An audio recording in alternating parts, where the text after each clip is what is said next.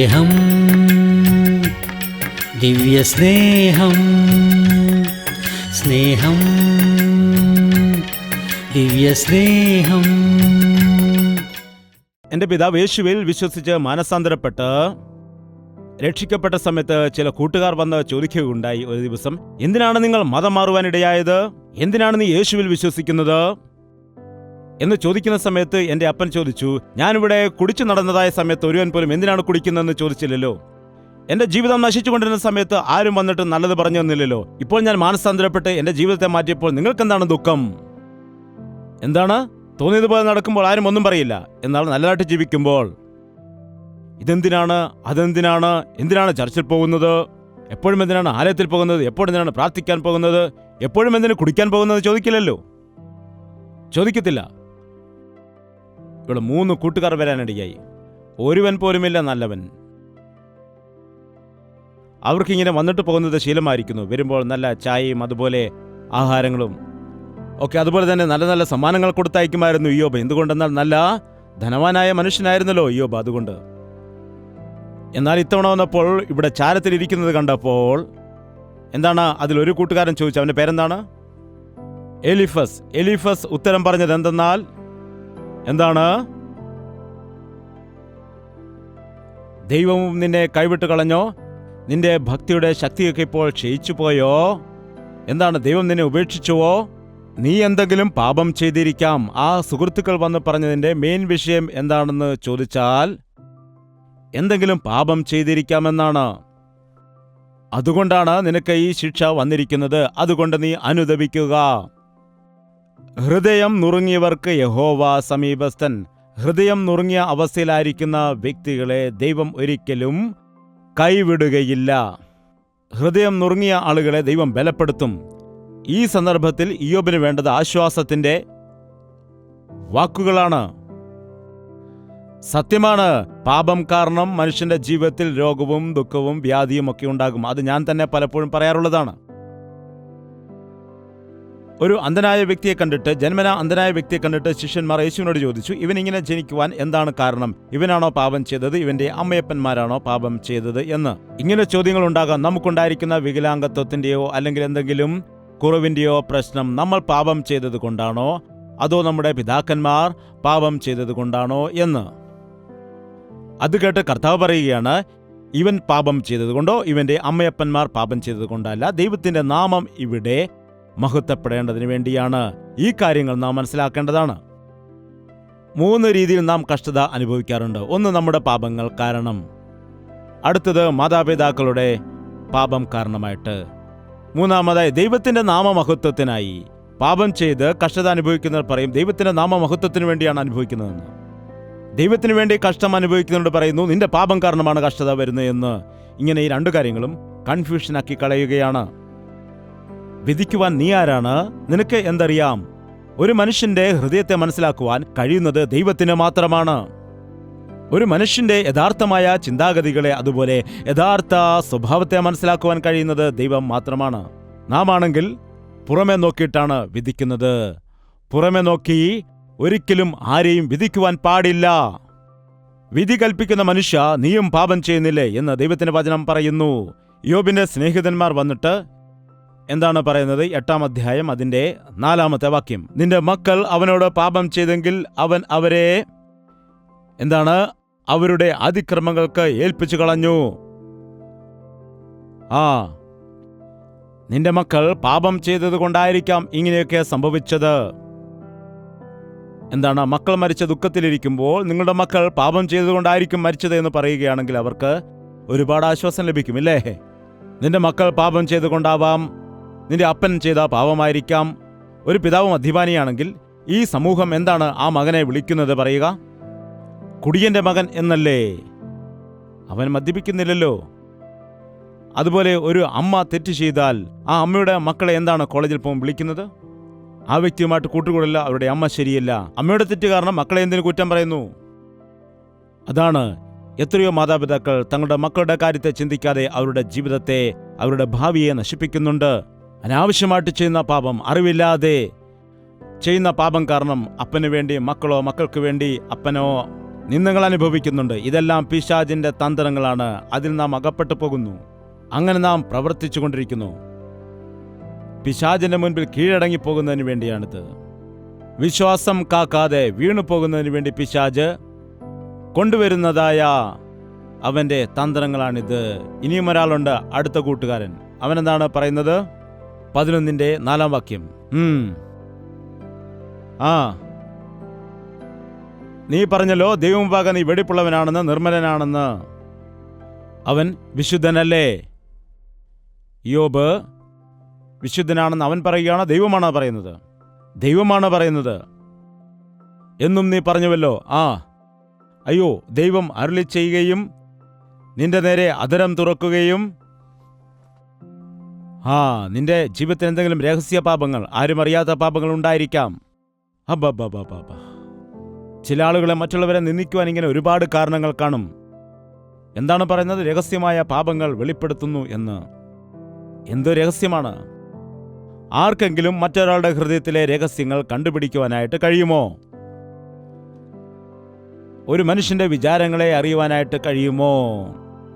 നീ എത്ര CC ക്യാമറകൾ സ്ഥാപിച്ചാലും മനുഷ്യന്റെ പുറമേയുള്ള ചലനങ്ങൾ മാത്രമേ കാണുവാൻ കഴിയുള്ളൂ. അവന്റെ മനസ്സിലെ ആലോചനകൾ എന്താണെന്ന് കണ്ടുപിടിക്കുവാൻ കഴിയുന്ന, സ്കാൻ ചെയ്യുന്ന ഒരു മെഷീനും ഇതുവരെയില്ല. ഒരു മനുഷ്യൻ രാത്രിയിൽ വീട്ടിലേക്ക് കയറി വരികയാണെങ്കിൽ അത് CC ക്യാമറയിൽ കണ്ടിട്ട് പറയും കള്ളൻ വന്നു എന്ന്. എന്നാൽ അവൻ സത്യത്തിൽ മോഷ്ടിക്കുവാൻ വേണ്ടിയാണോ വരുന്നത്? അതോ നിനക്ക് നന്മ ചെയ്യാൻ വേണ്ടിയാണോ വരുന്നത്? അതോ നിന്റെ വീട്ടിലെ ഒരു പണിക്കാരനാണോ നിന്നെ സഹായിക്കാൻ വേണ്ടിയാണോ വരുന്നത്? അതോ ആ മനുഷ്യൻ ഭയന്നിട്ടാണ് അങ്ങനെ പോകുന്നതെന്ന് നമുക്കറിയാൻ കഴിയില്ല. മറ്റുള്ളവരെ വിധിക്കുവാൻ പാടില്ല. ഓൾറെഡി ഇയ്യോബ് ഇവിടെ ദുഃഖത്തിലിരിക്കുന്ന സമയത്ത് കൂട്ടുകാർ വന്നിട്ട് അതാണ് ഇതാണെന്നൊക്കെ പറഞ്ഞിട്ട് വീണ്ടും കുറ്റപ്പെടുത്തുകയും നിന്ദിക്കുകയും ദുഃഖിപ്പിക്കുകയും ചെയ്യുകയാണ് ചെയ്യുന്നത്. ഭാര്യ പോലും അവന്റെ അടുക്കലില്ല. കൂട്ടുകാർ ആശ്വസിപ്പിക്കാൻ വന്നു എന്ന രീതിയിൽ വന്നിട്ട് ഓരോരോ കുറ്റങ്ങൾ പറഞ്ഞു വരുത്തുന്നു. അവരുടെ മനസ്സിൽ തോന്നിയതുപോലെ അവർ നോക്കുക. അധ്യായങ്ങൾ, എത്രയോ അധ്യായങ്ങളാണ് ഇവിടെ അതിനെക്കുറിച്ച് എഴുതിയിരിക്കുന്നത്. 42 അധ്യായങ്ങളുണ്ട് മൊത്തത്തിൽ. ആദ്യത്തെ 2 അധ്യായവും അവസാനത്തെ 1 അധ്യായവും മാറ്റിയാൽ ബാക്കിയുള്ള അധ്യായങ്ങളെല്ലാം കാണാൻ കഴിയും. കൂട്ടുകാർ കടന്നു വന്ന് ഇയ്യോബിനോട് വാദിക്കുന്നു, തർക്കിക്കുന്നു. അതുപോലെ ഇയ്യോബ് ദൈവത്തോട് ചോദിക്കുന്നു, ദൈവത്തോട് പ്രാർത്ഥനയിൽ കൂടി പോരാടുന്നു. ഇവയെല്ലാം കാണുവാൻ കഴിയുന്നു. ഏറ്റവും വലിയ തെറ്റ് ദുഃഖത്തിലിരിക്കുന്ന ഒരു മനുഷ്യനെ വീണ്ടും ദുഃഖിപ്പിക്കുന്നതാണ്. ഇവിടെ നമുക്ക് യേശുവിനെ കാണുവാനായിട്ട് കഴിയും. യേശു ക്രിസ്തു ഇവിടെ നിങ്ങൾ പറഞ്ഞതായ എല്ലാ വിഷയങ്ങളിലും പരീക്ഷിക്കപ്പെട്ടവനാണോ? വീണ്ടും പറയുക, നേരത്തെ പറഞ്ഞത് മറന്നുപോയോ? 1 മുതൽ തന്നെ പറയുക. എന്താണ്? അതെ, ആരോഗ്യം നഷ്ടപ്പെട്ടുവോ? അവന്റെ ശരീരം നുറുങ്ങുവാനിടയായി. രക്തമെല്ലാം ശരീരത്തിൽ നിന്ന് ഒഴുകിപ്പോയപ്പോൾ നമുക്ക് ചെറിയൊരു മുറിവുണ്ടായ 2-ാം ദിവസം നമുക്ക് പനിയുണ്ടാകും. അവന്റെ ശരീരം ഉഴവുചാൽ പോലെ മുറിക്കപ്പെട്ടു. അവന്റെ ശരീരം തളരുന്നതായ അവസ്ഥയുണ്ടായി. ശരീരത്തിലെ ജലാംശം മുഴുവനും നഷ്ടപ്പെട്ടു പോയി. അല്പം പോലും ബലമില്ലാത്ത ഒരു അവസ്ഥയിലേക്ക് പോകാനിടയായി. കർത്താവ് അനുഭവിച്ചത്രയും കഷ്ടതയും ഉപദ്രവവും പീഡയും ഒന്നും തന്നെ ഈ ലോകത്തിൽ മറ്റാരും അനുഭവിച്ചിട്ടില്ല. ആരും അനുഭവിച്ചിട്ടില്ല. അത്രയും കഷ്ടത അനുഭവിക്കുന്നതായ സമയത്തും ഒരു ശാപവാക്ക് പോലും പറഞ്ഞിട്ടില്ല അവൻ. സാധാരണ ക്രൂശിൽ കിടക്കുന്നതായ ആളുകൾ ആ സമയത്ത് ആ വേദന സഹിക്കവയ്യാതെ നിലവിളിക്കുകയും മറ്റുള്ളവരെ ശപിക്കുകയും ചീത്ത വിളിക്കുകയും ഒക്കെ ചെയ്യും. എന്നാൽ അത്രത്തോളം വേദന അനുഭവിക്കുന്നതായ സമയത്തും എന്താണ് പറഞ്ഞത്? പിതാവേ, ഇവർ ചെയ്യുന്നത് എന്താണെന്ന് അറിയായികയാൽ ഇവരോട് ക്ഷമിക്കണമേ എന്ന്. നിന്നെ ഉപദ്രവിക്കുന്ന വ്യക്തികളോടും നീ ഇതാണ് ചെയ്യേണ്ടത്. നിന്നെ വേദനിപ്പിക്കുന്ന ആളുകൾക്ക് വേണ്ടി നീ ഇങ്ങനെ പ്രാർത്ഥിക്കണം. നിന്നെ വഞ്ചിക്കുന്നതായ ആളുകളുണ്ടല്ലോ, അവർക്ക് വേണ്ടി നീ ഇങ്ങനെ പ്രാർത്ഥിക്കണം. മറ്റൊരാൾ വഞ്ചിക്കപ്പെടുന്നതായ വ്യക്തിക്ക് ആ വഞ്ചന സഹിക്കുവാനായിട്ട് കഴിയില്ല. അതുപോലെ തന്നെ മറ്റുള്ളവരാൽ സംശയിക്കപ്പെടുന്നതായ സമയം, ഇല്ലാത്തതിനെ ഉള്ളതുപോലെ പറഞ്ഞു പരത്തുന്നതായ രീതി. ഇന്നുള്ള കുടുംബജീവിതത്തിൽ നോക്കുമ്പോൾ ഭാര്യമാരെ സംശയിക്കുന്ന ഭർത്താക്കന്മാരും ഭർത്താക്കന്മാരെ സംശയിക്കുന്ന ഭാര്യമാരെയും കാണുവാനായിട്ട് കഴിയും. ആരോടും പങ്കുവയ്ക്കുവാൻ കഴിയില്ല. പങ്കുവച്ചാൽ പറയുന്ന വ്യക്തി തന്നെ അപമാനിക്കപ്പെടുവാനിടയാകും. അതുകൊണ്ട് ആരും പറയുകയുമില്ല. എന്താണ്? തെറ്റ് ചെയ്തതായ ആളുകളെ നിന്ദിക്കുകയാണെങ്കിൽ അവർ പ്രതികരിക്കും. അവർ ദേഷ്യപ്പെടുവാനിടയാകും. അന്നുവരെ രഹസ്യമായി ചെയ്ത പാപം അവർ പിന്നീട് പരസ്യമായിട്ട് ചെയ്യുവാനിടയാകും. എന്നാൽ ഒന്നും ചെയ്യാത്തൊരു വ്യക്തിയെ സംശയിക്കുകയാണെങ്കിൽ അവർ ഒരുപാട് ദുഃഖം അനുഭവിക്കും. അവരുടെ മനസ്സാക്ഷി ഒരുപാട് വേദനിക്കുവാനും ഇടയാകും. യേശുക്രിസ്തുവിനെ അവർ അപമാനിച്ചു. നീ ദൈവപുത്രനാണെങ്കിൽ ക്രൂശിൽ നിന്ന് ഇറങ്ങി വരിക എന്ന് പറഞ്ഞ് അവർ ഉച്ചത്തിൽ അവനെ കളിയാക്കി. എന്നോടൊപ്പം പന്തിയിലിരുന്ന ആളുകൾ തന്നെ എന്നെ അപമാനിക്കുവാൻ ഇടയായി. എൻ്റെ കൂടെ നടന്ന ആളുകൾ എന്നെ പുറം കാലുകൊണ്ട് ചവിട്ടി എന്നാണ് അതിൻ്റെ അർത്ഥം. മുൻപിൽ നിന്നല്ല ചെയ്യുന്നത്, പിറകോട്ട് തിരിഞ്ഞ് കാലുകൊണ്ട് ചവിട്ടിക്കളഞ്ഞു എന്ന രീതിയിലാണ് ഇവിടെ പറയുന്നത്. അത്രത്തോളം വേദന അനുഭവിക്കുവാനിടയായി. എന്നോട് കൂടെ നടന്ന ആളുകൾ എനിക്ക് പുറംതിരിഞ്ഞു പോയിരിക്കുന്നു. എൻ്റെ കൂട്ടുകാർ എനിക്ക് എതിരായി തീർന്നിരിക്കുന്നു.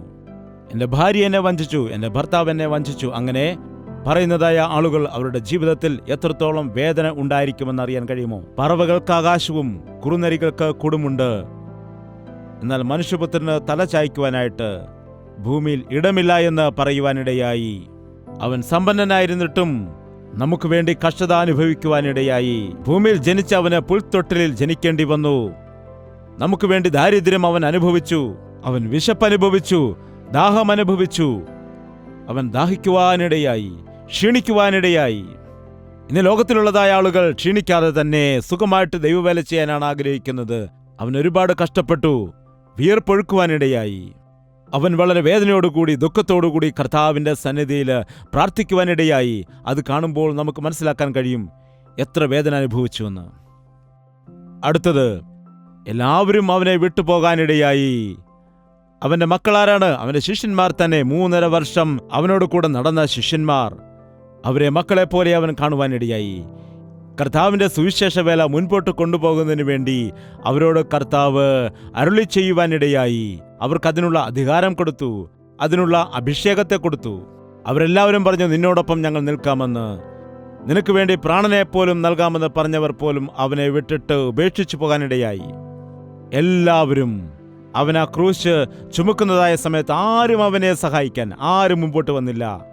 അന്ധത മാറിയതായ അനേകം ആളുകൾ, സൗഖ്യം പ്രാപിച്ചതായ അനേകം ആളുകൾ ഉണ്ടായിട്ടും ഒരുവൻ പോലും അവനെ സഹായിക്കാൻ വന്നില്ല. ആരെങ്കിലും വന്ന് അവനെ സഹായിച്ചുവോ? ഒരാളെങ്കിലും ക്രൂശ് ചുമക്കാൻ അവനെ സഹായിച്ചോ? കുറേനക്കാരനായ ശീമോൻ, ആഫ്രിക്കൻ വംശജനായ ശീമോൻ വഴിയെ സഞ്ചരിച്ച അവനെ ബലം പ്രയോഗിച്ച് ക്രൂശ് ചുമപ്പിക്കുവാൻ ഇടയായി. ആരും അവന്റെ കൂടെയില്ലായിരുന്നു. അവൻ ഒറ്റപ്പെടൽ അനുഭവിച്ചു. ഒറ്റപ്പെടൽ എന്താണെന്ന് അവൻ അതുകൊണ്ടറിയാം. ഗെത്സമനയിൽ വെച്ച് 3 ശിഷ്യന്മാരോട് പറഞ്ഞു, നിങ്ങൾ ഉണർന്നിരുന്ന് പ്രാർത്ഥിക്കുക എന്ന്. അവൻ നോക്കിയപ്പോൾ 3 പേരും ഉറങ്ങുന്നു. അവൻ വിയർപ്പൊഴുക്കി, അവൻ പ്രാർത്ഥനയിൽ പോരാടി. അവന്റെ വിയർപ്പുകൾ രക്തത്തുള്ളികളായി വീണു. അത്രത്തോളം അവൻ ഒറ്റയ്ക്ക് പ്രാർത്ഥനയിൽ പോരാടാനിടയായി. അവനെ കണ്ടതായ പരീശന്മാരും ശാസ്ത്രിമാരും എത്രത്തോളം അവനെ നിന്ദിച്ചു, അതുപോലെ അവനെ അപമാനപ്പെടുത്തി എന്ന് നിങ്ങൾക്ക് അറിയാമോ? വളരെ ക്രൂരമായ വാക്കുകളാൽ അവനെ അപമാനിച്ചു. നീ വ്യഭിചാരപുത്രനാണെന്ന് പറഞ്ഞു. അബ്രഹാമിനെ കുറിച്ച് നീ എന്തിനാണ് സംസാരിക്കുന്നത്? നിന്റെ പ്രായം എത്രയാണ്? നീ ഭൂതത്തിനെ വിളിച്ചിട്ട് ഭൂതത്തിനെ കൊണ്ടാണ് ദൈവവേല ചെയ്യുന്നതെന്ന് പറയുന്നു. നോക്കുക, നീ ഭൂതത്തിന്റെ നേതാവിനെ കൊണ്ടാണ് നിന്റെ ശുശ്രൂഷ ചെയ്യിക്കുന്നതെന്ന് പറയുവാനിടയായി. നോക്കുക, എത്രത്തോളം അപമാനവും നിന്ദയും നൽകുന്നതായ വാക്കുകളായിരുന്നു അത്. എന്നാൽ അവൻ തിരിച്ച്, ഞാൻ ഭൂതമാണോ ദൈവമാണോ എന്ന് കാണിച്ചു തരാമടാ എന്ന് പറഞ്ഞോ? അങ്ങനെ അവൻ കാണിക്കുവാൻ വേണ്ടി പറയാൻ മുതിർന്നില്ല. അവനങ്ങനെ തെളിയിക്കാൻ ശ്രമിച്ചിരുന്നെങ്കിൽ അവർ നിന്ന് വിറയ്ക്കുമായിരുന്നു. ശരി ശരി, ഞങ്ങളോട് ക്ഷമിക്കണമേ എന്ന് അവർ പറയുമായിരുന്നു. നമ്മളെപ്പോഴും ഇങ്ങനെയാണ്. ഞാൻ ആരാണെന്ന് നിനക്ക് കാണിച്ചു തരാം, എന്തെങ്കിലും പ്രശ്നമുണ്ടോ ഞാൻ ആരാണെന്ന് തെളിയിച്ചു തരാം എന്ന് പറഞ്ഞ് ചാടാനിടയാകും. കായിക ബലമല്ല, ബുദ്ധിയുടെ ബലമല്ല. പിശാചിനെ ജയിക്കുന്ന കാര്യത്തിൽ ഇവയൊന്നും പ്രയോജനമാവുകയില്ല. ബുദ്ധിശക്തി കൊണ്ടോ കഴിവുണ്ടോ ബലം കൊണ്ടോ എന്തെങ്കിലുമൊക്കെ കുബുദ്ധി ചെയ്തുകൊണ്ടോ പിശാചിനെ തോൽപ്പിക്കാൻ വേണ്ടി പരിശ്രമിച്ചാൽ അതൊരിക്കലും നടക്കുകയില്ല എന്ന് നാം ഓർക്കണം. എന്നാൽ ഇന്നുള്ള മനുഷ്യർ അങ്ങനെയാണ് പരിശ്രമിക്കുന്നത്. എന്നാൽ അനേക രീതിയിലുള്ള കഷ്ടത നിന്റെ ജീവിതത്തിൽ കടന്നു വരുമ്പോൾ, കഷ്ടതയുടെ നടുവിൽ കൂടി 5 തരത്തിലുള്ള കഷ്ടതയുടെ നടുവിൽ കൂടി നീ കടന്നു പോകുമ്പോൾ ദൈവത്തിന്റെ സ്വരൂപത്തിലേക്ക് നീ മാറുകയാണ് ചെയ്യുന്നത്. അവൻ നമ്മെ ആദ്യം സൃഷ്ടിച്ചപ്പോൾ അവന്റെ സ്വരൂപത്തിലും സാദൃശ്യത്തിലുമാണ് സൃഷ്ടിച്ചത്. എന്നാൽ പിശാചിന് നാം ഇടം കൊടുത്ത സമയത്ത് മനുഷ്യന്റെ ജീവിതത്തിൽ ആ തേജസ് നഷ്ടപ്പെട്ടു പോയി. അവൻ വിരൂപിയായി തീരുവാൻ ഇടയായി, ദൈവത്തോട് അനുസരണക്കേട് കാട്ടിയതുകൊണ്ട്. അതുകൊണ്ട് ഇന്ന് ആ മനുഷ്യൻ ഷോർട്ട് കട്ടാണ് എല്ലാ രീതിയിലും ചെയ്യുന്നത്. എങ്ങനെ അവനെ ഒറ്റപ്പെടുത്താൻ കഴിയും? എങ്ങനെ ഇതിൽ നിന്ന് എനിക്ക് രക്ഷപ്പെടാം? അവൻ എന്നോട് എതിർത്താൽ എങ്ങനെ അവനോട് എതിർക്കണം? എന്നെ ആരെങ്കിലും ഒറ്റപ്പെടുത്തുകയാണെങ്കിൽ അവനെയും ഒറ്റപ്പെടുത്താൻ വേണ്ടി ശ്രമിക്കും. അവൻ എന്നെ കുറ്റം പറഞ്ഞാൽ അവന്റെ രഹസ്യം വിളിച്ചു പറയും. അവൻ എന്നെ തല്ലിയാൽ അവനെ ഞാൻ അടിക്കും. അതാണ് മനുഷ്യന്റെ സ്വഭാവം. കണ്ണിന് കണ്ണ്, പല്ലിന് പല്ല്, അതാണ് ലോകത്തിന്റെ രീതി. എന്നാൽ നാം ഇന്ന് ക്രിസ്തുവിന്റെ സാദൃശ്യത്തിലുള്ളവരായിട്ട് മാറണം. ക്രിസ്തുവിന്റെ സ്വരൂപത്തിലേക്ക് നാം മാറണമെന്നുണ്ടെങ്കിൽ നമ്മുടെ ജീവിതത്തിൽ കഷ്ടത വരുമ്പോൾ ലോകത്തിലെ സകല കഷ്ടതകളുടെ നടുവിൽ കൂടി നാം കടന്നു പോകേണ്ടത് ആവശ്യമാണ്. യോബിനെ ഒരാളെ മാത്രമല്ല, എന്നെയും നിന്നെയും ക്രിസ്തുവിന്റെ സാദൃശ്യത്തിലേക്ക് യഥാർത്ഥമായി മാറ്റുവാൻ വേണ്ടി ദൈവം ആഗ്രഹിക്കുന്നു. ഞാൻ മുഖാന്തരവും നീ മുഖാന്തരവും പിശാചിനോട് ദൈവം പറയും, നീ മിണ്ടരുത്, അവൻ എൻ്റെ പൈതലാണ്, എൻ്റെ ദാസനാണ്, എൻ്റെ വിശ്വാസിയാണ്, എൻ്റെ മകളാണ്, നിനക്കവനെ തൊടാൻ പാടില്ല എന്ന് പറയും. എന്നെ അവൻ ഒരുപാട് സ്നേഹിക്കുന്നവനാണെന്ന് പറയും. എനിക്ക് വേണ്ടി അവൻ കഷ്ടത അനുഭവിക്കുന്നു, എനിക്ക് വേണ്ടി എന്തും ചെയ്യുവാൻ മനസ്സുണ്ടെന്ന് പറയും. അങ്ങനെ എന്നെക്കുറിച്ചും നിന്നെക്കുറിച്ചും പറയുവാൻ വേണ്ടി കർത്താവ് ആഗ്രഹിക്കുന്നു. യഥാർത്ഥ ക്രിസ്ത്യാനികൾ അങ്ങനെയുള്ളവരാണ്. പേരിന് ക്രിസ്ത്യാനിയായിട്ട് ജീവിച്ചതുകൊണ്ട് യാതൊരു പ്രയോജനവുമില്ല. വെറുതെ നാട്ടുകാരെ ബോധിപ്പിക്കുന്നതിന് വേണ്ടി, എന്തെങ്കിലും പ്രശ്നങ്ങളെ നേരിടുന്ന സമയത്ത് താൽക്കാലിക ആശ്വാസത്തിന് വേണ്ടി കർത്താവിനെ ആരാധിക്കുന്നതുകൊണ്ട് പ്രയോജനമില്ല. കഷ്ടതയിൽ ആയിരുന്നത് എനിക്ക് നന്മയായി തീർന്നു. അവന്റെ സ്വരൂപത്തിലേക്ക് മാറ്റപ്പെടുവാൻ ആഗ്രഹിക്കുന്ന എല്ലാവരും തന്നെ കഷ്ടതയിൽ കൂടി കടന്നു പോകേണ്ടതായിട്ട് വരും. നിന്റെ സാമ്പത്തിക ബുദ്ധിമുട്ടുകളാണെങ്കിലും മാനസികമായ വേദനകളാണെങ്കിലും നിന്റെ ജീവിതത്തിൽ വരുന്ന നിന്ദകളും അപമാനങ്ങളും നിന്റെ ജീവിതത്തിലെ ഒറ്റപ്പെടലും അതുപോലെ തന്നെ മക്കളുടെ ജീവിതത്തെക്കുറിച്ചാണെങ്കിലും മക്കളുടെ ഭാവിയെക്കുറിച്ചുള്ള വിഷയങ്ങളാണെങ്കിലും ഏത് രീതിയിലുള്ളതായ കഷ്ടങ്ങൾ നീ ലോകത്തിൽ അനുഭവിച്ചാലും കർത്താവിന് വേണ്ടി ജീവിക്കണമെന്നുള്ള ആഗ്രഹം നിന്നിൽ ഉണ്ടായിരിക്കുകയാണെങ്കിൽ പിശാചിനെ ജയിക്കുവാൻ കഴിയും. പിശാചിനെ തോൽപ്പിച്ച് കർത്താവിന് വേണ്ടി നിൽക്കുവാൻ കഴിയും. പൗലോസ് പറഞ്ഞു, ഇതെല്ലാം അല്പകാലത്തേക്കുള്ളതായ കഷ്ടത മാത്രമാണെന്ന്. ഈ അല്പകാലത്തേക്കുള്ളതായ കഷ്ടത നമ്മെ നിത്യമായ സന്തോഷത്തിലേക്ക്, നിത്യജീവനിലേക്ക് കൊണ്ടുപോകുവാനിടയാകും. യോബ് എല്ലാ രീതിയിലും പരീക്ഷിക്കപ്പെട്ടതിന് ശേഷം, ദൈവത്തിന് ഹിതം ചെയ്തതിന് ശേഷം ഇരട്ടി അനുഗ്രഹം പ്രാപിക്കാനിടയായി. അവന് നഷ്ടപ്പെട്ടതെല്ലാം തിരികെ ലഭിച്ചു. അതൊരു സാദൃശ്യമാണ്. ഈ ലോകത്തിൽ നാം ക്രിസ്തുവിന് വേണ്ടി എന്തെല്ലാം നഷ്ടപ്പെടുത്തിയാലും ശരി, അതിൻ്റെ ഇരട്ടി നമുക്ക് സ്വർഗത്തിൽ പ്രാപിക്കുവാനായിട്ട് കഴിയും. ഇന്നുള്ള മനുഷ്യന്റെ സ്വഭാവം പിശാചിനോട് ഇഴുകിച്ചേരുന്ന സ്വഭാവമാണ്. പിണക്കം തീർക്കുന്ന, വാശി തീർക്കുന്നതായ സ്വഭാവമാണ്. ദുഃഖിപ്പിക്കുന്ന സ്വഭാവമാണ്. മറ്റുള്ളവരുടെ വേദന കണ്ട് സന്തോഷിക്കുന്ന സ്വഭാവമാണ്. യോബിന്റെ ജീവിതത്തെ കണ്ടാൽ അവന്റെ ജീവിതത്തിൽ സകല കഷ്ടതയുടെ നടുവിലും അവൻ നിൽക്കുവാനിടയായി. ചിലർ പറയാറുണ്ട്, എത്ര കാലം ക്ഷമിക്കണം, എത്ര കാലം ഞാനിത് സഹിക്കണം, ഇത്രയും കാലം ഞാൻ കുഞ്ഞുങ്ങളെ ഓർത്തൊന്നും മിണ്ടാതിരുന്നു, ഇനിയും എനിക്ക് പറ്റില്ല. എന്താണ്? ഇത്രയും കാലം ഞാൻ പലവിധ കാര്യങ്ങളൊക്കെ ചെയ്ത് കാര്യങ്ങളെല്ലാം മുൻപോട്ട് കൊണ്ടുപോയി, ഇനിയും എനിക്കിങ്ങനെ പോകുവാനായിട്ട് കഴിയുകയില്ല, അതുകൊണ്ട് നീ നിന്റെ കാര്യം നോക്ക് എന്ന് പറഞ്ഞ് വാർദ്ധക്യത്തിൽ വിവാഹമോചനം നടത്തുന്നതായ ആളുകളുണ്ട്. എന്താണിത്? എത്ര വർഷമാണ്? മരണം വേർപിരിക്കുന്നത് വരെയും. അതാണ് ഭാര്യ ഭർത്തൃബന്ധം. നിന്റെ ഭാര്യ നല്ലവനാണെങ്കിലും നിന്റെ ഭാര്യ നല്ലവളാണെങ്കിലും അല്ലെങ്കിലും നീ നിന്റെ വിശ്വാസത്തോടെ മാറ്റിയെടുക്കുക, പ്രാർത്ഥിക്കുക, അല്ലെങ്കിൽ നീ സഹിക്കുക. സഹനം കാരണം ദുഷ്ടകാര്യങ്ങൾ സംഭവിക്കാതെ ഇരിക്കാനിടയാകും. കർത്താവിനെക്കുറിച്ച് ചിന്തിക്കുക. കർത്താവ് എത്രത്തോളം സഹിച്ചു, തന്റെ കഷ്ടതയെല്ലാം സഹിക്കുവാൻ, ആ ക്രൂശിൽ സഹിക്കുവാൻ ഇടയായി. ആ വചനം വായിച്ച് മുമ്പോട്ട് പോകാം. എബ്രായർക്കെഴുതിയ ലേഖനം 12-ാം അധ്യായം 3-ാമത്തെ വാക്യം. നിങ്ങളുടെ ഉള്ളിൽ ക്ഷീണിച്ചു മടുക്കാതിരിപ്പാൻ പാപികളാൽ തനിക്ക് നേരിട്ട ഇങ്ങനെയുള്ള വിരോധം സഹിച്ചവനെ ധ്യാനിച്ചുകൊള്ളുവീൻ. കർത്താവിനെ നിങ്ങൾ ധ്യാനിക്കുക. നിങ്ങൾ മടുത്തു പോകുവാൻ, ക്ഷീണിച്ചു പോകുവാൻ പാടില്ല. നിങ്ങൾ ക്ഷീണിച്ച് മടുക്കുവാൻ പാടില്ല. പാപികളാൽ നേരിട്ട. ഇരുട്ടും വെളിച്ചവും തമ്മിൽ ഒരിക്കലും ചേരില്ല. പിശാചിന്റെ മക്കളും ദൈവത്തിന്റെ മക്കളും തമ്മിൽ ചേരില്ല. നിങ്ങളോട് ആർക്കെങ്കിലും പിണക്കമുണ്ടെങ്കിൽ നിങ്ങളിൽ ഒരാൾ ദൈവത്തിന്റെ പക്ഷത്തും മറ്റൊരാൾ പിശാചിന്റെ പക്ഷത്തുമാണെന്നാണ്. മനസ്സിലായോ?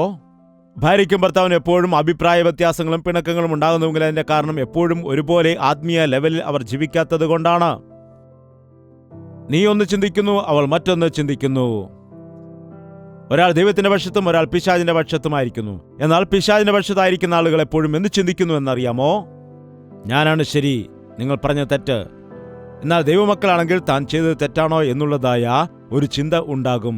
കാരണം അവർ മാനസാന്തരപ്പെട്ടതാണ്. എന്നാൽ പിശാചിന്റെ മക്കൾക്ക് അങ്ങനെയുള്ള ചിന്ത വരില്ല. കാരണം അവർക്ക് മാനസാന്തരമില്ലല്ലോ.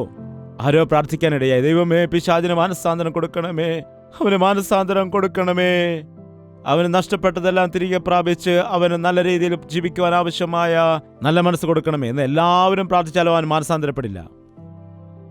നമ്മെ വഴിതെറ്റിച്ചാലും അവൻ മാറില്ല. നമ്മെ അവനെ പോലെ മാറ്റിയെടുക്കും.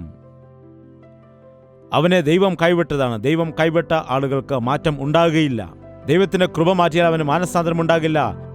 അവൻ അവസാനം ഭ്രഷ്ടനായിട്ട് മാറുവാനിടയാകും. ഏശാവ് ഭ്രഷ്ടനായിട്ട് മാറാനിടയായി. നിങ്ങൾ ഏശാവിനെ പോലെ ഭ്രഷ്ടനാകാതിരിക്കാൻ സൂക്ഷിച്ചുകൊള്ളുക. കയ്പിന്റെ വേര് നിങ്ങളിൽ ഉണ്ടാകാതിരിക്കാൻ തക്കവണ്ണം സൂക്ഷിക്കുക. പാപികൾ അവനെ എതിർക്കുവാനിടയായി. യേശുവിനെ എതിർത്ത ആളുകളെല്ലാം ആരാണെന്ന് ചോദിക്കുകയാണ് എങ്കിൽ, പാപികളാൽ വിരോധമുണ്ടായപ്പോൾ എന്താണ് കർത്താവ് ചെയ്യുന്നത്? വീണ്ടും നമുക്ക് ആ വചനം ഒരിക്കൽ കൂടിയെന്ന് വായിക്കാം. പാപികളാൽ തനിക്ക് നേരിട്ട ഇങ്ങനെയുള്ള വിരോധം സഹിച്ചവനെ ധ്യാനിച്ചു കൊള്ളുവിൻ. ഇതാണ് നാം ഇവിടെ ഏറ്റവും ശ്രദ്ധിക്കേണ്ടത്. തനിക്ക് നേരിട്ടതായ വിരോധം, തന്നെ തള്ളിക്കളഞ്ഞ അവസ്ഥ, എന്തെങ്കിലും പറഞ്ഞാൽ തന്റെ കൂടെ നിൽക്കാതെ തന്നെ ഉപേക്ഷിക്കുന്നതായ ഒരു അവസ്ഥ, തള്ളിക്കളയൽ, ഐക്യതയില്ലായ്മ. അതുപോലെ ഇയ്യോബിന്റെ കൂട്ടുകാർ ചെയ്തതായ വാദപ്രതിവാദങ്ങൾ. അവർ തർക്കിക്കുന്നു, ഇയ്യോബ് മറുപടി തരുന്നു. വീണ്ടും തർക്കിക്കുന്നു, ഇയ്യോബ് അവർക്ക് മറുപടി കൊടുക്കുന്നു. വീണ്ടും വാദിക്കുന്നു. അങ്ങനെ അവരുടെ വാദപ്രതിവാദങ്ങൾ കാണുവാൻ കഴിയും. തർക്കിക്കുകയാണ്, നിനക്കൊന്നും അറിയില്ല, ഞാനാണ് അറിവുള്ളവൻ, എനിക്കാണ് എല്ലാം അറിയാവുന്നവൻ എന്ന് പറഞ്ഞ്. ദുഃഖത്തിലായിരിക്കുന്ന വ്യക്തിയുടെ അടുക്കൽ ചെന്നിട്ട് തർക്കിച്ചാൽ എന്താണ് പ്രയോജനം? ദുഃഖിക്കുന്നവരോട് തർക്കിക്കുന്ന ആളുകൾ അവർ വളരെ ദോഷമാണ് ചെയ്യുന്നത്. എന്തെല്ലാം നമ്മുടെ ജീവിതത്തിൽ സംഭവിച്ചാലും ശരി, കഷ്ടത വന്നാലും, നിന്ന വന്നാലും, പരിഹാസം വന്നാലും, അവയെല്ലാം നാം ഓർക്കണം, നമ്മുടെ ജീവിതത്തിൽ ദൈവം തന്നെ നമ്മെ അതിൽ കൂടി കടത്തിക്കൊണ്ട് പോവുകയാണ് ചെയ്യുന്നത് എന്ന്. നിന്ദകളാകട്ടെ, അപമാനമാകട്ടെ, ഒറ്റപ്പെടലാകട്ടെ, വഞ്ചനയാകട്ടെ, വിശ്വാസവഞ്ചന, നമ്മെ നല്ലവണ്ണം വിശ്വസിപ്പിച്ച് നമ്മുടെ കൂടെ നിന്നിട്ട് പെട്ടെന്നൊരു ദിവസം നമ്മെ വഞ്ചിച്ചിട്ട് കടന്നു പോകുന്ന ആളുകൾ ഒരുപാട് എൻ്റെ അനുഭവത്തിൽ, എൻ്റെ ജീവിതത്തിലുണ്ട്. അവയെല്ലാം പറയാൻ സമയമില്ല. ഇവയെല്ലാം നമ്മുടെ ജീവിതത്തിൽ നേരിടുവാനിടയാകും. ഞാനതുകൊണ്ട് ഇങ്ങനെ ചിന്തിക്കുന്നു, എന്നെ യഥാർത്ഥമായുള്ളതായ ദൈവത്തിൻ്റെ സ്വരൂപത്തിലേക്ക് മാറ്റിയെടുക്കുവാൻ അനേക പാഠങ്ങൾ പഠിപ്പിക്കുകയാണ്. ഇങ്ങനെയുള്ള ആളുകളെ ആശ്വസിപ്പിക്കുവാൻ, യേശുവിൻ്റെ യഥാർത്ഥ സ്വരൂപത്തിലേക്ക് മാറ്റിയെടുക്കുവാൻ കർത്താവ് പറയുകയാണ്, എങ്കിലേക്ക് നിങ്ങൾ നോക്കുക. നിങ്ങളുടെ ജീവിതത്തിൽ അപമാനം വരുന്ന സമയത്ത്, നിന്ന വരുന്ന സമയത്ത് എന്നിലേക്ക് നോക്കുക. എനിക്കും ആ കഷ്ടത വന്നു, ഞാൻ സഹിച്ചു. അതുപോലെ നിങ്ങളുടെ ജീവിതത്തിലും നിങ്ങൾ അതിനെ സഹിച്ച് നേരിടുകയാണെങ്കിൽ മുൻപോട്ട് പോകും. നിങ്ങളിത് അനുഭവിക്കുമ്പോൾ തന്നെ നിങ്ങളുടെ ജീവിതത്തിൽ മറ്റുള്ള ആളുകളെ കാണുമ്പോൾ, ശാരീരികമായ കഷ്ടത അല്ലെങ്കിൽ മാനസികമായ കഷ്ടതയിൽ കൂടി കടന്നു പോകുന്നവരെ കാണുമ്പോൾ, അതുപോലെ വഞ്ചിക്കപ്പെട്ടതായ ആളുകളെ കാണുമ്പോൾ അവരെ നേരെയാക്കി കൊണ്ടുവരിക എന്നത് വളരെ ബുദ്ധിമുട്ടാണ്. വഞ്ചിക്കപ്പെട്ട ഒരാളുടെ അടുക്കൽ ചെന്ന് നാം ഉപദേശിക്കൽ പറയും, നിങ്ങളുടെ വിശ്വാസികളെല്ലാം ഇങ്ങനെയാണ്, അല്ലെങ്കിൽ ദേവദാസന്മാർ ഇങ്ങനെയാണ്, നമ്മൾ പറയുന്നത് അവർ ഒരിക്കലും ഉൾക്കൊള്ളുകയില്ല എന്ന് പറയും. ഇന്ന് നിങ്ങളുടെ ജീവിതത്തിലെ കഷ്ടത എന്താണെന്ന് എനിക്കറിയില്ല. എന്നാൽ ഒരു കാര്യം ഉറപ്പാണ്, നിങ്ങളുടെ ജീവിതത്തിൽ തീർച്ചയായിട്ടും നിങ്ങൾ പാപം ചെയ്താൽ അതിൻ്റെ ശിക്ഷ അനുഭവിക്കേണ്ടതായിട്ട് വരും. നമ്മുടെ ജീവിതത്തിൽ ഒരു കഷ്ടത കടന്നു വരുന്ന സമയത്ത് ഇതെന്തുകൊണ്ടാണ് ഉണ്ടായത്, ഞാൻ ചെയ്തതായ പാപത്തിൻ്റെ പരിണത ഫലമാണോ എന്ന് പറഞ്ഞ് കർത്താവിനോട് പ്രാർത്ഥിക്കേണ്ടത് ഏറ്റവും അത്യാവശ്യമാണ്. രണ്ടാമത് ചിന്തിക്കണം, നീ ഇന്ന് അനുഭവിക്കുന്നതിൻ്റെ കാരണക്കാർ നിന്റെ മാതാപിതാക്കൾ ആണോ? അതുകൊണ്ടാണ് നെഹമ്യാവ് പിതാക്കന്മാരുടെ കുറ്റം ഏറ്റുപറഞ്ഞ ദൈവസന്നിധിയിൽ കണ്ണുനീരൊഴുക്കിയത്. ദാനിയേൽ പിതാക്കന്മാർക്ക് വേണ്ടി പ്രാർത്ഥിച്ചത്. അതുകൊണ്ട് ബൈബിൾ പറയുന്നു, പിതൃപാരമ്പര്യമാകുന്ന നിങ്ങളുടെ വ്യർത്ഥ പ്രവർത്തികൾ ഉപേക്ഷിക്കുവാൻ ക്രിസ്തുവിന്റെ രക്തത്താൽ കഴുകപ്പെട്ടു എന്ന്. 18 വയസ്സുള്ള പെൺകുട്ടിക്ക് ഷുഗർ ഉണ്ടെങ്കിൽ കാരണം എന്താണ്? പാരമ്പര്യമാണ്. അതുപോലെ എന്താണ്, ജീവിതത്തിൽ എന്തെങ്കിലും ചില അസുഖങ്ങൾ വരുമ്പോൾ അത് പാരമ്പര്യമായിട്ട് കടന്നു വരാം. അത് പണ്ടത്തെ വിശ്വാസം അനുസരിച്ച് അങ്ങനെയാണ്. എന്നാൽ ക്രിസ്തുവിന്റെ രക്തത്താൽ കഴുകപ്പെട്ട ഒരു വ്യക്തിയാണെങ്കിൽ നിന്റെ പിതാവിന്റെ ജീവിതത്തിൽ ഉണ്ടായിരിക്കുന്ന കുറവുകൾ നിന്റെ ജീവിതത്തിൽ ഉണ്ടാകുവാൻ ഇടയില്ല. പിതാവിന് ഷുഗർ ഉണ്ടെന്ന് പറഞ്ഞ് മകന് ഷുഗർ വരേണ്ടതായ കാര്യമില്ല. എന്തുകൊണ്ടെന്നാൽ യേശുവിന്റെ രക്തം നമ്മെ ശുദ്ധീകരിച്ചിരിക്കുന്നു. ആ സത്യം നാം മനസ്സിലാക്കിയാൽ നിനക്ക് വേണ്ടതായ വിടുതൽ കർത്താവ് നിനക്ക് നൽകിയിരിക്കുന്നു എന്ന് കാണാം. ഈ ദിവസം നമുക്ക് പരിശോധിക്കാം, കർത്താവ് എൻ്റെ പാപം കാരണമാണോ അതോ സമൂഹമാണോ? സമൂഹത്തിൽ കൂടിയും നമുക്ക് രോഗങ്ങൾ ഉണ്ടാകാറുണ്ട്. ചുമയുള്ള വ്യക്തിയുടെ അരികിൽ പോയി ഇരിക്കുകയാണെങ്കിൽ അവൻ ചുമയ്ക്കുന്ന സമയത്ത് നിന്നിലേക്കും ആ ചുമ പകരുവാൻ ഇടയാകും. എന്താണ്, ഈ ലോകമാലിന്യം നമ്മെ തൊടുവാൻ ഇടയാകും. അതുപോലെ ആഹാരത്തിലെ പ്രശ്നങ്ങൾ, ഫുഡ് പോയ്സൺ ഉണ്ടായിട്ട് നീ ചെയ്ത പാപം കാരണമാണ് നിനക്കുണ്ടായത് എന്ന് പറയുകയാണെങ്കിൽ അത് എങ്ങനെ ശരിയാകും? അതുപോലെ തന്നെ ചികിത്സ ചെയ്യുന്ന ആളുകൾ, ഡോക്ടർമാർ ചെയ്യുന്ന തെറ്റുകൾ, അവർക്ക് അബദ്ധം പറ്റി ചെയ്തതായ പ്രശ്നങ്ങൾ, അബദ്ധങ്ങൾ, അങ്ങനെ ഒരുപാട് കഷ്ടത അനുഭവിക്കുന്ന ആളുകളുണ്ട്. എന്തായാലും നമ്മുടെ ജീവിതത്തിൽ വിടുതൽ നൽകുവാൻ, നീ അനുഭവിച്ച കഷ്ടതയ്ക്ക് വിടുതൽ നൽകുന്ന ഒരു യേശു കർത്താവ് ഉണ്ട്. അതുപോലെ അവന്റെ നാമമഹത്വത്തിന് അവൻ കഷ്ടത നമുക്ക് അനുവദിക്കാറുണ്ട്. അവന്റെ കരങ്ങളിലേക്ക് നാം ഏൽപ്പിച്ചു കൊടുക്കുമ്പോൾ, ആ കർത്താവിന്റെ കരങ്ങളിലേക്ക് നമ്മുടെ സകല വിഷയങ്ങളും ഏൽപ്പിച്ചു കൊടുക്കുന്നതായ സമയം നമ്മുടെ ജീവിതത്തിൽ പരിപൂർണമായ വിടുതൽ അവൻ നൽകുവാനിടയാകും. അവന്റെ നാമം നമ്മിലൂടെ മഹത്വപ്പെടുത്തുകയും ചെയ്യും. പൊന്ന് ഊതിക്കഴിക്കുന്നത് പോലെ, ദൈവത്തിന്റെ വചനം പറയുന്നു, പൊന്ന് ഊതിക്കഴിക്കുന്നത് പോലെ നമ്മുടെ ജീവിതത്തിൽ പൊന്ന് ഊതിക്കഴിക്കുന്ന അനുഭവം നിങ്ങൾക്ക് വന്നിട്ടുണ്ടോ? നിങ്ങളത് കണ്ടിട്ടുണ്ടോ? തീയിലേക്ക് ആ പൊന്ന് ഇടുമ്പോൾ അതിൻ്റെ കളറെല്ലാം നഷ്ടപ്പെടുവാനിടയാകും. അതിൻ്റെ മാലിന്യങ്ങളെല്ലാം മാറി, ഉരുകിയ ശേഷം അതെല്ലാം മാറി യഥാർത്ഥമായ ശുദ്ധമായ തങ്കം വേർതിരിയുവാനിടയാകുന്നത് കാണാം. എന്താണ് അത്? വേർതിരിച്ചെടുക്കുന്ന സമയത്ത് യഥാർത്ഥമായ പൊന്ന് മാറി ഒരു സ്ഥലത്ത് കൂടുവാനിടയാകും. അത് ശുദ്ധീകരിക്കപ്പെടുവാനിടയാകും. അത് അപ്രകാരം മാറ്റിയെടുക്കുവാൻ ഇടയാകുന്നത് കാണാം. ആ സ്വർണ്ണപ്പണിക്കാരനത് ചെയ്യുന്നതായ സമയത്ത് ആ യഥാർത്ഥമായ പൊന്ന് ഒരിടത്ത് കൂടുന്നത് കാണാം. ആ മാലിന്യമെല്ലാം അവിടെ നിന്ന് മാറിപ്പോകുന്നത് കാണുവാൻ കഴിയും. അതെടുത്തിട്ട് വെള്ളത്തിലിട്ട് തണുപ്പിക്കുമ്പോൾ കാണും യഥാർത്ഥമായ പൊന്നായിരിക്കുന്നത്. യേശുക്രിസ്തു അതുപോലെ നമ്മെ നമ്മുടെ ജീവിതത്തിലെ സകല മേഖലകളെയും ശുദ്ധീകരിക്കുവാൻ വേണ്ടി ആഗ്രഹിക്കുന്നു. ഒന്ന്, ഒരു സ്വർണ്ണപ്പണിക്കാരൻ പൊന്ന് ഉലിയിൽ വെച്ച ശേഷം അവൻ പോയി കിടന്ന് ഉറങ്ങുവാനിടയാകുമോ? നിങ്ങൾക്കറിയാമോ? അല്ലെങ്കിൽ അങ്ങോട്ടും ഇങ്ങോട്ടും നടന്ന് ഫോണിൽ സംസാരിക്കുമോ? സ്വർണ്ണം മൂലയിലിട്ടിട്ട് ശരി ശരി എന്നൊക്കെ പറഞ്ഞ് ഫോണിൽ സംസാരിക്കുമോ? ഇല്ല. അവന്റെ ദൃഷ്ടി എവിടെയായിരിക്കും? ആ പൊന്നിന്റെ മേൽ തന്നെയായിരിക്കും. അവന്റെ കരങ്ങൾ എവിടെയായിരിക്കും? അതിൽ തന്നെയായിരിക്കും. വേറെ ഒന്നും നോക്കില്ല. അതിന് എത്ര ചൂട് കൊടുക്കേണ്ടത് ആവശ്യമാണ് അത്രയും തന്നെ ആ ചൂട് കൊടുക്കുവാനിടയാകും. സ്വർണ്ണമാണെന്ന് പറഞ്ഞ അശ്രദ്ധയോടെ ഇഷ്ടമുള്ളതുപോലെ ചൂട് കൊടുക്കുവാൻ കഴിയുകയില്ല. അതപ്പോൾ ഉരുകിപ്പോകും. കർത്താവ് പറയുന്നു, നമുക്ക് താങ്ങാവുന്ന പോലുള്ളതായ, നമുക്ക് കഴിയുന്നതായ പരീക്ഷണം മാത്രമേ ദൈവം നമുക്ക് നൽകുകയുള്ളൂ. അവൻ അതിനുള്ള വിടുതലും നൽകാനിടയാകും. നീ ശോധനയിൽ കൂടി കടന്നു പോകുമ്പോൾ കർത്താവിന്റെ ദൃഷ്ടി നിന്റെ മേലുണ്ട്. കർത്താവിന്റെ കരം നിന്റെ കൂടെയുണ്ട്. നിന്നെ ശുദ്ധീകരിക്കാൻ വേണ്ടിയാണ് അവൻ പരിശ്രമിക്കുന്നത്, അല്ലാതെ നിന്നെ നശിപ്പിക്കാൻ വേണ്ടിയല്ല അവൻ ചെയ്യുന്നത്. ഇത് മനസ്സിലാക്കുമ്പോൾ നാം അനുഗ്രഹിക്കപ്പെടും. എഴുന്നേറ്റ് നിൽക്കാൻ നമുക്ക് പ്രാർത്ഥിക്കാം. പ്രാർത്ഥന. നിന്റെ ദുഃഖത്തിൽ നിനക്ക് ആശ്വാസം വേണമോ? നിന്റെ കഷ്ടതയിൽ നീ ക്രിസ്തുവിന്റെ സാദൃശ്യത്തിലേക്ക് മാറാനിടയാകണം. അത് നിന്റെ ജീവിതത്തിലെ എന്ത് പ്രശ്നമായാലും, അത് നിന്റെ പാപമാണെങ്കിൽ പശ്ചാത്തപിക്കുക. ചുറ്റുപാടുമുള്ള അവസ്ഥ കാരണം വന്ന പാപമാണ് എങ്കിൽ കർത്താവിനോട് അപേക്ഷിക്കുക, വിടുതൽ ലഭിക്കാനിടയാകും. ഒരുപക്ഷേ അത് നിന്റെ ജീവിതത്തിൽ കർത്താവിൻ്റെ നാമമഹത്വത്തിന് വേണ്ടി കർത്താവ് അനുവദിച്ചതാണെങ്കിൽ കർത്താവിനെ നീ മഹത്വപ്പെടുത്തുക, അവനെ സ്തുതിക്കുക. ഒരിക്കലും കർത്താവിനെ വിട്ട് മാറരുത്. അത് നീ ക്ഷമിക്കുക, അത് നീ സഹിക്കുക. ദൈവം ക്രൂശിനെ സഹിച്ചതായ കർത്താവിന് സിംഹാസനം കൊടുത്തതുപോലെ കഷ്ടത സഹിക്കുന്ന നിനക്ക് അവന്റെ രാജ്യത്തിൽ ദൈവം ഇടം നൽകും. ഈ ലോകത്തിൽ നാം അവന്റെ സാക്ഷികളായിട്ട് ജീവിച്ചാൽ, ഈ ലോകത്തിൽ കർത്താവിന്റെ മുഖത്തേക്ക് നോക്കിക്കൊണ്ട് മുൻപോട്ട് പോയാൽ നമ്മുടെ ജീവിതത്തിൽ അത്ഭുതങ്ങൾ കാണുവാൻ കഴിയും. രണ്ട് കരങ്ങളും ഉയർത്തിക്കൊണ്ട് കർത്താവിനോട് പ്രാർത്ഥനയിൽ നമുക്ക് ഒരുമിക്കാം. പരിശുദ്ധനായ സ്നേഹമുള്ള പിതാവേ, ഇപ്പോൾ ഞങ്ങൾ ഒരുമിച്ച് പ്രാർത്ഥിക്കുകയാണ്. ഇവിടെ കടന്നു വന്നിരിക്കുന്ന സകലർക്കും വേണ്ടി പ്രാർത്ഥിക്കുന്നു. രോഗത്താൽ ഭാരപ്പെടുന്ന സകല വ്യക്തികളുടെ ജീവിതത്തിലും ഇപ്പോൾ നസറേയനായ യേശുക്രിസ്തുവിന്റെ നാമത്തിൽ വിടുതൽ സംഭവിക്കട്ടെ. നീ ഏറ്റതായ അടിപ്പിണരുകളാൽ ഉള്ളതായ സൗഖ്യം ഞങ്ങളുടെ ഓരോരുത്തരുടെയും ശരീരത്തിൽ ഇപ്പോൾ വിടുതലായിട്ട് ഭവിക്കട്ടെ. ഇന്ന് പ്രാർത്ഥിക്കുന്ന സകല വ്യക്തികളുടെ ജീവിതത്തിലും അവരുടെ ജീവിതത്തിൽ എന്തെല്ലാം കഷ്ടതയുണ്ടായാലും, എൻ്റെ ദൈവം എന്നെ നുറുക്കുന്ന സമയത്ത്, എൻ്റെ ദൈവം എന്നെ ഉടയ്ക്കുന്ന സമയത്ത്, കഷ്ടത അനുവദിക്കുന്നതായ സമയത്ത്, അത് ഞങ്ങൾക്ക് ദോഷത്തിനല്ല നന്മയ്ക്കായുള്ളതാണെന്ന് മനസ്സിലാക്കുവാൻ ഞങ്ങളെല്ലാവരെയും സഹായിക്കണമേ. പരീക്ഷകളിൽ തളർന്നു പോകാതിരിക്കാൻ, പരീക്ഷയെ ജയിക്കുന്നവൻ ഭാഗ്യവാൻ എന്ന വാക്ക് എല്ലാവരുടെയും ജീവിതത്തിൽ നിവർത്തിയാകാൻ സഹായിക്കണമേ എന്ന് യേശുക്രിസ്തുവിന്റെ നാമത്തിൽ അപേക്ഷിക്കുന്നു പിതാവേ. ആമേൻ, ആമേൻ, ആമേൻ. യേശുവേ, യേശുവേ, യേശുവേ, യേശുവേ.